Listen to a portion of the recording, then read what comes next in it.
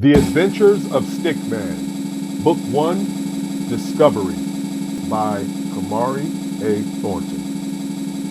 It begins. Stickman discovers his purpose in life. The sweetest sounds he's ever heard. Can it be that it was all so simple, summed up with 10 four-letter words? Early one morning, hours before the rooster crowed, and long before the first ray of sun showed, Stickman was awake. He was in deep thought. He was looking for answers. This was no ordinary morning either, because 2 nights before he had a dream that would soon change his young life altogether. A dream that would send him on a joyous journey of discovery and adventure. The dream itself was a fascinating vision, filled with possibilities of a life the stickman never thought would or could ever be, well, possible. The scenes and images he received were vivid. So clear, in fact, they seemed to be burned into his memory. In each scene, whether he was a stage performer, creating a world of wonder for a captivated audience, or an artist, bringing to life beautiful thoughts that stimulated and enhanced every set of eyes that saw them, there were the common threads of effortless ease and joy running through them. At the end of this dream, right after the standing ovations of his stage performance, and just as his eyes opened, Stickman received what seemed to be instructions or the keys that would eventually unlock the doors to his destiny. Know yourself. Find your gift. Give more, live more. And when he awoke, there was no doubt that he, Stickman, had a mission. Who am I? With this newfound mission, Stickman knew life as he had lived it would never be quite the same. Like the mind stretched by new ideas never regaining the shape of old, Stickman now possessed a growing fire of curiosity and enlightenment, which led him to find an answer to the question, who am I? To do this, Stickman decided to pay a visit to one of the wise elders and explain his dream to get a clearer understanding of the meaning. Upon arrival at the house of the wise one, Stickman found her, his grandma, sitting on the porch waiting for him. Hey, Grandma, Stickman says as he greets her with a kiss. Good morning, baby, as she motions for him to take a seat next to her. What brings you here this early? Well, for the last couple of days, I've been really thinking about my life, who I am and what I was put here to do. Oh, really? She said. What brought all this on? I had this dream the other night in which I saw myself in various roles. And in each one, it seemed so natural, like I could actually be anyone or anything I wanted. That must have been some dream, she said, focusing all of her attention on him. It was, but that's not all, he said. What else happened? At the end of this dream, I saw 10 words as clear as I see you. They seem to be instructions or something. But that's what I'm having trouble trying to figure out. What were the words, she asked. Know yourself. Find your gift. Give more. Live more. He stated matter of factly, as if those very words triggered a connection deep in his soul. It sounds like you had a vision of what your life could be. Stickman thought and then asked, Grandma, what do you think my life could be? With this question, the wise elder paused for a moment to collect her thoughts and proceeded to bring to life for the stickman years of love and experience in the form of poetic verse. And she said, Son, within you lies a seed of powerful possibilities, a planted planet of pure potential. And in that seed is everything you need to bloom and blossom, your creative credential. So take advantage of this moment and connect with that seed and don't let it wither and die, but nurture it with desire, then work without tire and never be afraid to try. And the fruit that grows will be nourishing, sweet, and unique. Your special gift will give the world a lift after you find what it is you seek. Then and only then will that seed become a tree and you'll manifest all that you see. For nothing is greater than to be a creator. You will be what you will to be. Upon hearing those words, Stickman felt he had a clearer vision and more ammunition to do battle with whatever came his way on this quest. A visit to the wise elder was just what was needed, as always. And with that, Stickman arose and prepared to depart.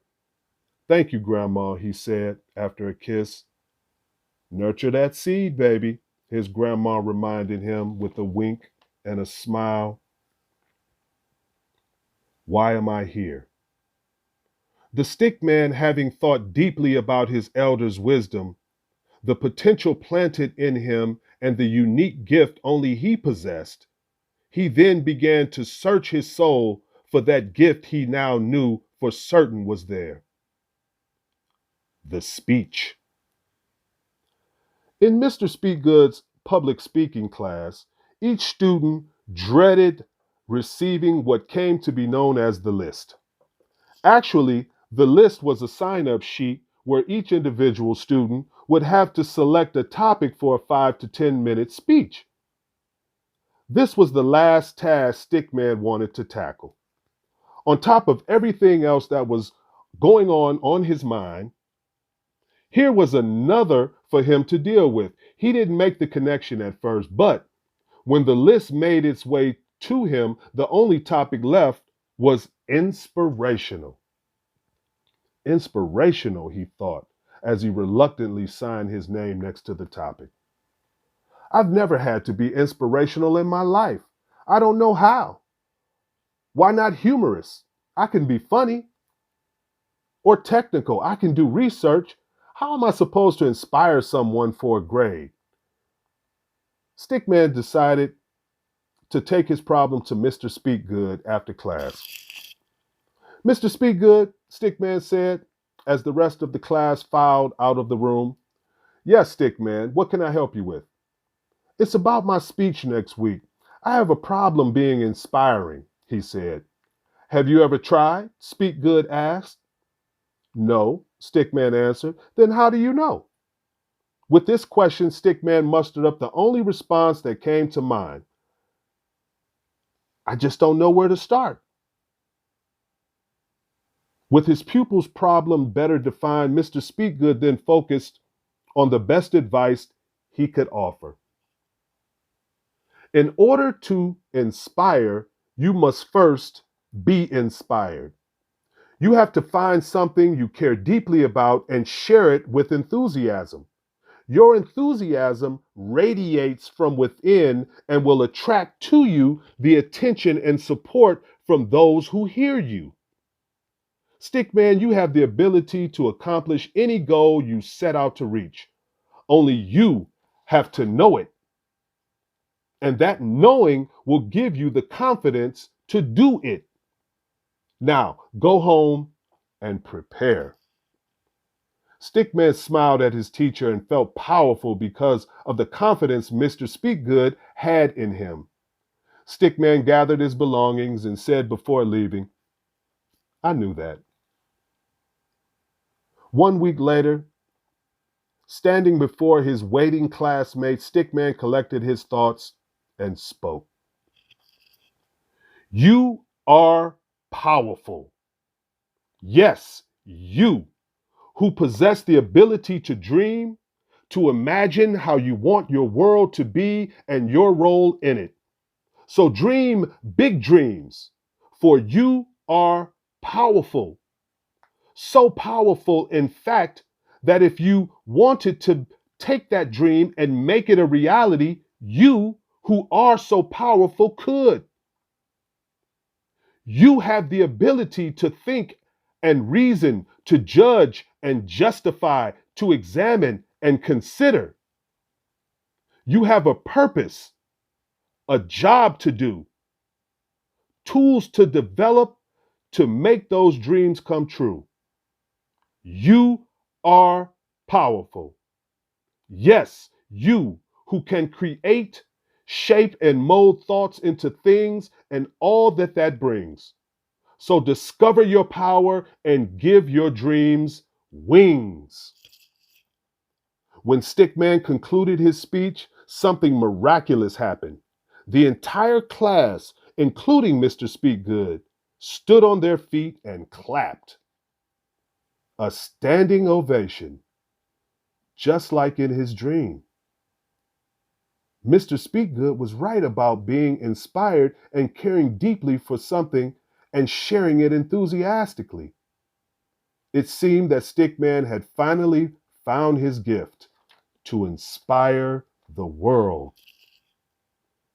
What makes my life complete?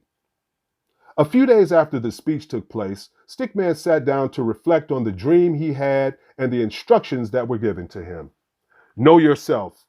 Find your gift. Give more. Live more. As he started to put the pieces of this puzzle together, it began to make sense.